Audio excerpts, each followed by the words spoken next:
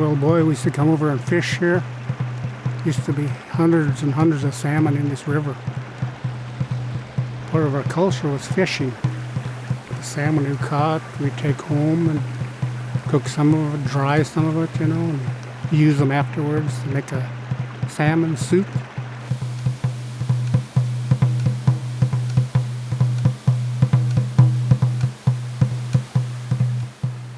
Mill Creek is a tributary of the Warm Springs River, which is the major river drainage on the Warm Springs Reservation.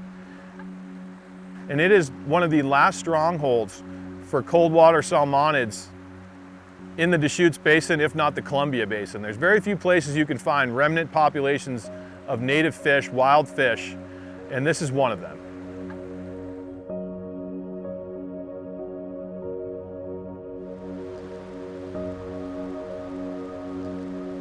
Fishing to me is in my blood to where it feeds my family, but I want my children to come out and do the same for their children and future generations to come. I had a very loving grandfather that I lost a few years ago, and he was the one that pretty much taught us everything about the outdoors, how to take care of the land, how to go hunting and fishing, and how to take care of all these things and to respect the land and not take advantage of it.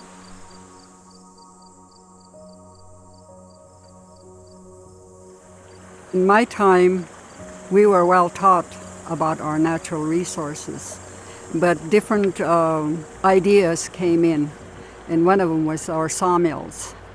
And that's what made the change with Mill Creek. There was a man-made pond made, and so that's what would ruin the natural waters.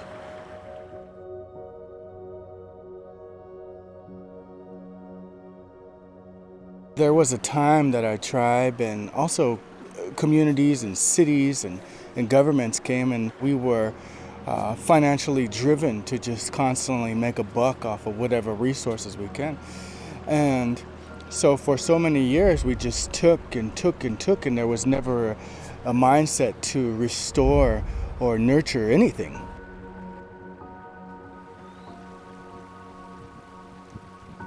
Back in the late 40s, early 50s, all the great habitat upstream for spawning and cold water rearing was ponded up just upstream of us to create 2 log ponds for storage at the mill.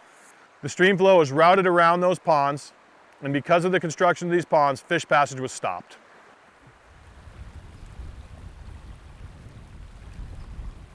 Spring Chinook need a certain set of conditions for spawning and rearing.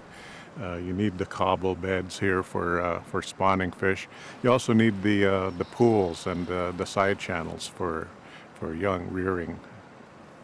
Because of the gradient, the fish had no habitat in this area. In essence, there was no creek here at all.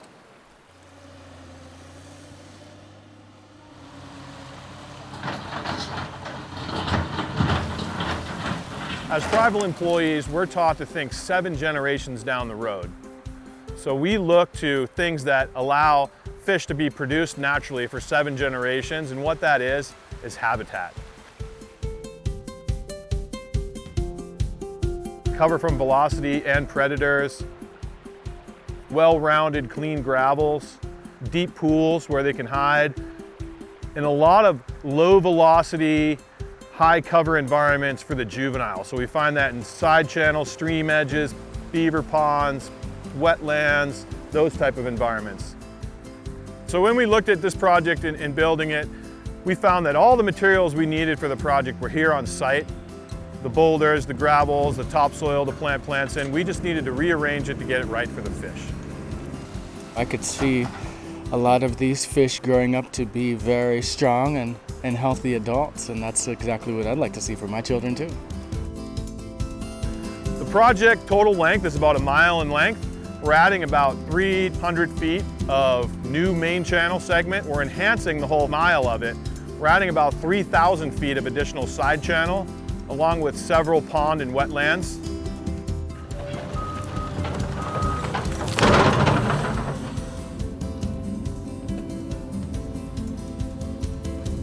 Part of the project is building log jams.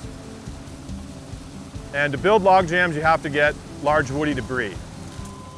So we have a forestry program here on the reservation. We went into an active timber sale, set aside about 10-acre block of wood, and we went up there and harvested the trees with root wads attached.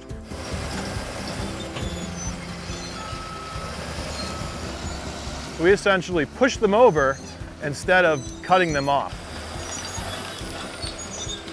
The root wads are important for cover for fish.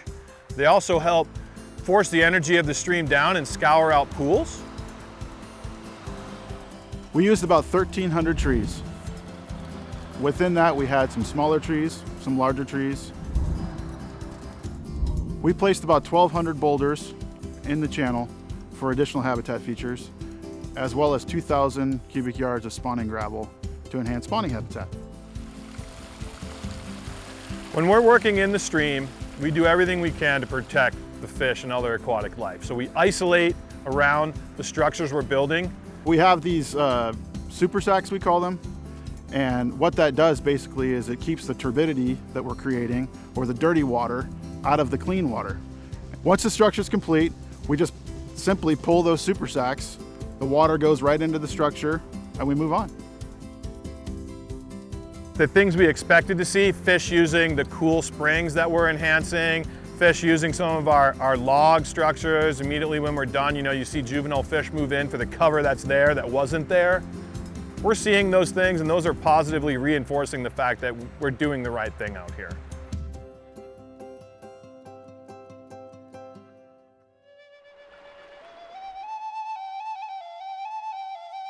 Our people have never departed from their lifestyle of hunting and gathering and fishing.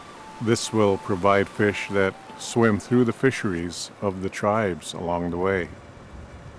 It's a long, slow rebuilding process, and we have some areas of the ecosystem that have been seriously damaged.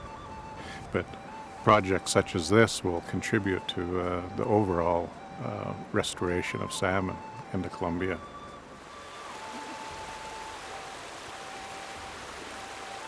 I think what's going to be cool about this type of project and other projects like this here in the Warm Springs Reservation is for me to be an elder man working with my children.